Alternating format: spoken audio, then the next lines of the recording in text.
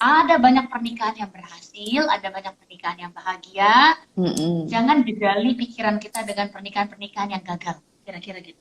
Nah, Mbak Vera, ini kalau kalau ada seorang individu yang punya isu di masa lalunya yang menyakiti dia gitu ya, terutama kaitannya dengan first love dia yang broken gitu.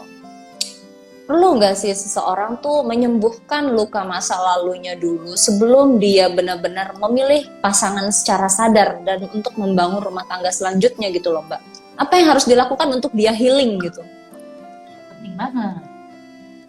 Bayangkan kalau gini deh, jangankan perasaan yang terluka ya, kita aja nih, sesekali coba deh pakai sentuhan nyamuk tuh, sentuhin ke kulit, gitu kan ya rasanya ya gitu ya, respon kita pasti akan, gitu. Ya, sekali dua kali besok lihat sentuhan nyamuk, kita pasti akan gini, histeris. Mengapa? Karena otaknya manusia itu cerdas. Kita terlatih untuk berespons lebih efektif, malah kalau bisa antisipatif atas apa namanya itu nyamuk itu tadi apa namanya Raket nyamuk, raket listrik. raket nyamuk tersebut ya. Bayangkan kalau kita punya pasangan yang sudah terlanjur punya emotional pain, ya, punya luka emosional tentang masa lalu relasi papa mamanya, tentang masa lalu bagaimana dia dicintai, yang sampai udah bentuknya dalam bentuk luka psikologis yang jadi trauma tadi yang Mbak kan, trauma lah, cemas. Jadi dia sangat responsnya tuh berlebihan, ya, atas apa yang terjadi antara kita dan dia. Kebayang nggak sih dramanya? Kebayang nggak sih roller coasternya relasi sama si dia kalau nggak dibenahi? Nah masalahnya, ya, si dia sadar nggak bahwa dia berproblem? Yang kedua, kita sadar nggak bahwa dia berproblem? Seringnya perempuan itu lucu, sadar pasangannya berproblem, namun justru merasa bahwa mudah-mudahan nanti kalau ya kita jadian, kita nikah, dia bisa lebih baik. Berubah. Punya harapan yang sifatnya yang sifatnya itu benar-benar sudah hyper real gitu. Punya harapan yang berlebihan, yang kadang-kala jangan-jangan cinta kita ke dia sebetulnya adalah cinta-cinta yang berbasis narcissism. Jadi kita yang sebetulnya punya harapan bahwa nanti dia akan lebih baik kalau sama kita gitu loh ya. Yang kita nggak mungkin. Selama dia berproblem, dia nggak ngeh dia berproblem, nggak bakal bisa siapapun mengubah dia sampai dia ngeh dan dia pengen berubah. Nggak mungkin kita nyuruh dia. Aduh ya ampun, pahit banget ya. Aduh Vera, belum. Aku tuh mungkin gini sih, aku juga kalau boleh sharing ya Kak Vera sama audiens kita pada malam hari ini. Kenapa aku tuh berharap banget teman-teman yang belum menikah itu bisa dealing with your inner child yang pernah tersakiti lah. Soalnya ya Kak Vera tau lah semua cerita tentang aku gitu. Terus aku sendiri baru merasakan itu, justru menyesal baru healing inner child aku tuh. Kenapa aku baru healingnya sekarang setelah punya anak? Soalnya aku kan tumbuh besar sama, ya kakak tau lah ceritanya gini-gini, masa lalu keluarga yang seperti itu. Terus akhirnya berdampak ke pasangan aku, ke anak-anak aku tuh mudah banget marahnya. Jadi jangan sampai teman-teman kita tuh menjadi toxic dalam keluarga kita sendiri tanpa kita sadari loh. Kita tuh menyakiti pasangan kita tanpa kita sadari, menyakiti anak-anak kita tanpa kita sadari, karena kita mengcopy cara pengasuhan orang tua kita di masa lalu, yang mana sebetulnya kita tahu cara pengasuhan mereka tuh membuat kita sedih dan kecewa, tapi kita ulangi itu di keluarga kita saat ini.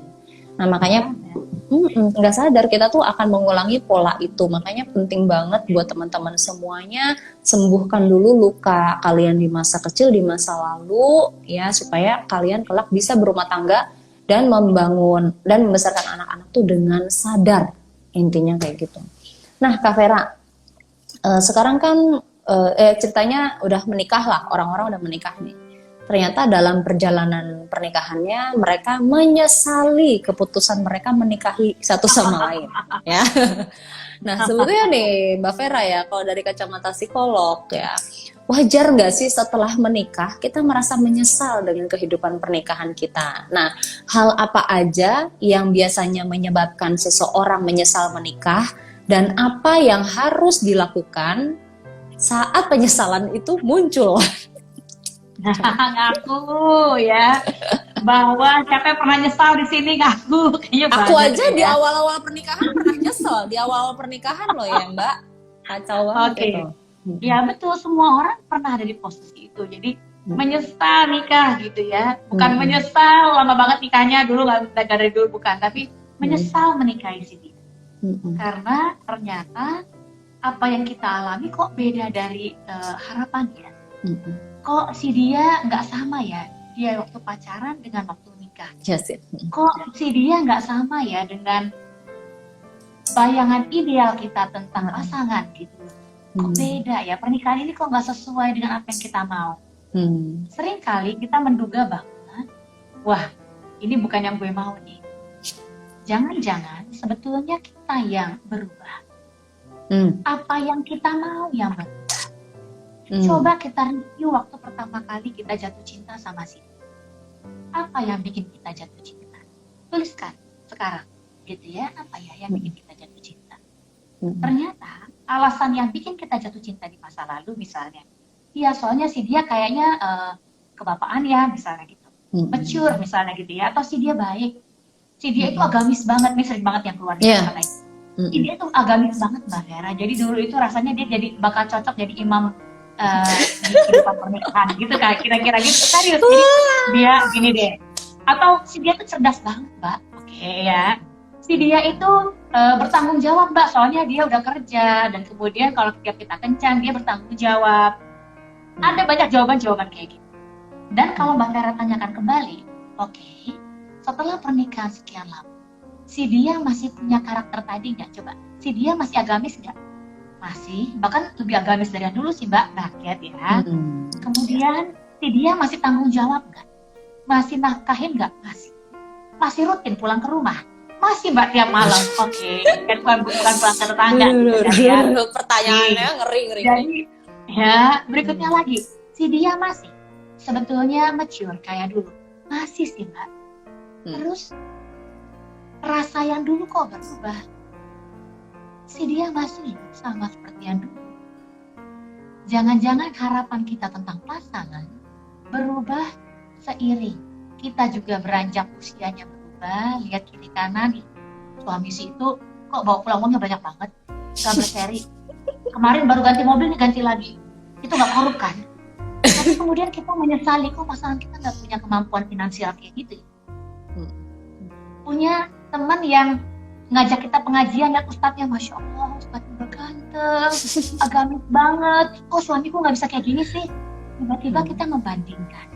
Tiba-tiba suami gak lagi figur yang sesuai harapan, gak lagi ideal di mata kita, dan tiba-tiba menyesal gitu. Padahal suami cuma marah sekali aja, marahnya agak keras, kemudian menyesal nikah sama dia.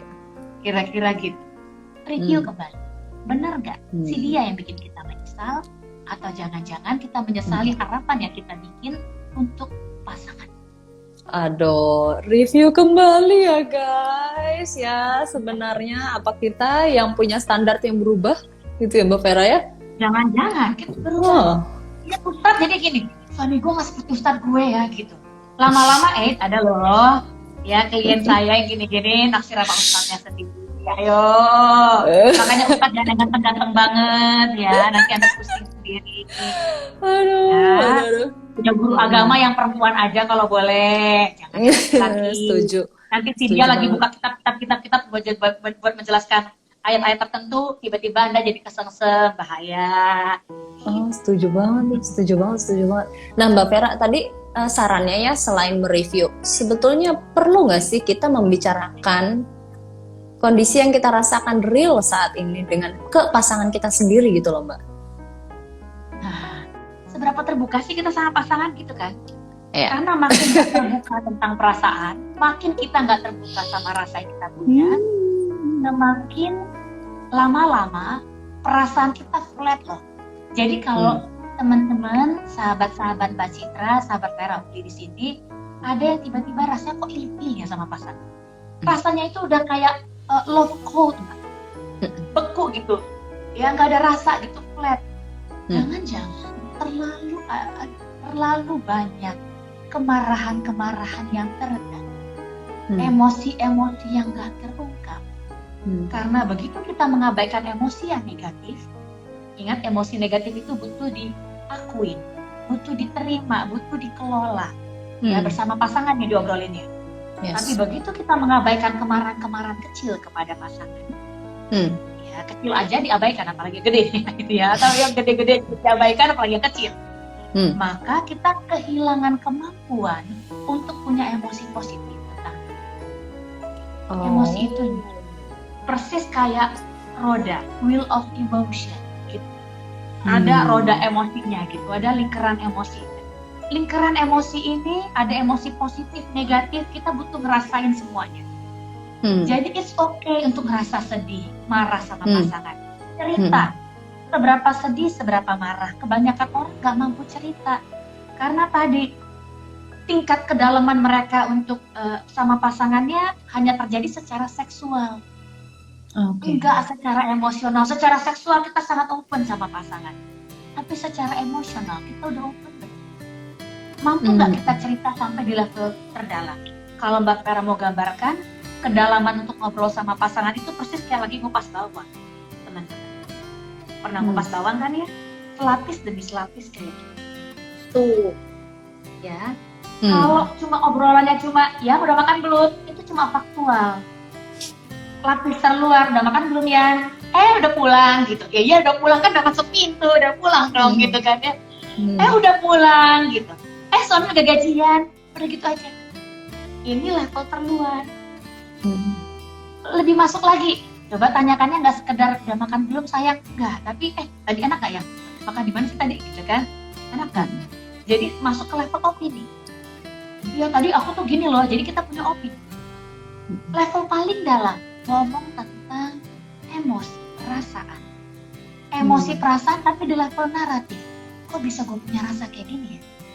Kok aku marah banget kalau misalnya si dia seolah-olah lebih dekat sama teman-temannya daripada sama saya gitu. Saya kayak jadi kita sangat emosional, buttonnya itu kayak kepencet gitu ya. Kalau merasa kayak ternomor dua kan misalnya. Ya baik kan. Ada apa ya? Kalau lagi merasa di nomor dua kan atau terabaikan, kita rasanya gitu. Jangan-jangan kemarahan ini bukan ke pasangan loh. Ini adalah kemarahan dari si inner voice, dari inner child kita tentang pengalaman yang dulu banget di masa lalu, yang perdana itu tentu dengan orang tua sebetulnya. Bahwa kita pernah terabaikan oleh mereka. Jadi anak nomor sekian, bukan anak yang dianggap penting, bukan anak yang paling dicintai, bukan anak yang ditatap mesra oleh mama paling panjang, melainkan anak yang dilihat hanya sekilas, anak yang sering dimaki, anak yang sering dituntut. Kemudian kemarahan Anda lemparkan pada pasangan. Adil nggak? Is it fair enough? Anda yang mistrust tentang ayah Anda dulu, yang selingkuh. Kemudian Anda menduga pasangan juga akan selingkuh. Jadi kalau pasangan pulang agak lama, kemudian kita jadi kepoin, kita marah-marah. Adil nggak? Untuk pasangan menerima emosi-emosi di inner child Anda, padahal sebetulnya itu ditujukan untuk orang-orang di masa lalu. Gitu kira-kira, Ci. Iya, benar banget tuh. Aduh. Teman-teman, segala akar permasalahan rumah tangga kita di saat ini itu erat banget kaitannya sama inner child kita sebetulnya. Iya. Jadi mungkin teman-teman sekarang saat nonton live ini mungkin kalian belum berasa nih. Belum berasa. Aku pengalaman gini ya. Ikut kelasnya Mbak Vera waktu itu yang tentang memaafkan, psikologi memaafkan ya. Kan Mbak Vera nyinggung juga soal inner child.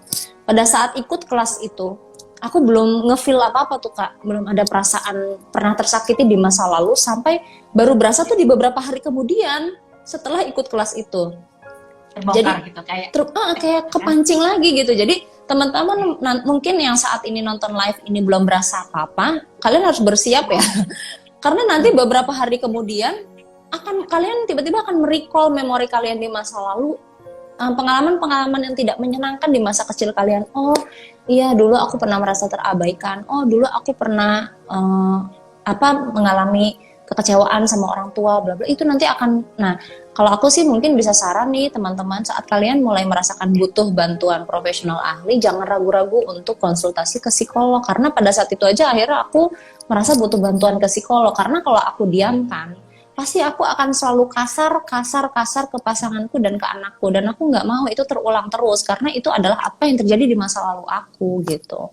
Jadi teman-teman please banget ya aware sama inner child kalian dan jangan ragu untuk minta bantuan ahli gitu. Nah Seolah-olah terus ngadepin pasangan itu ya Cid ya, kayak ngadepin penjahat gitu kan ya. Ya, ngadepin pasangan atau anak tuh kayak ngadepin raket nyamuk yang udah nyetrum-nyetrum kita berkali-kali gitu kira-kira. iya Ternyata nggak gitu. demikian. Gitu. Bener banget. Aduh Mbak Vera. Membicarakan satu kelemahan pasangan, seimbangkan dengan 5 kelebihan pasangan yang kita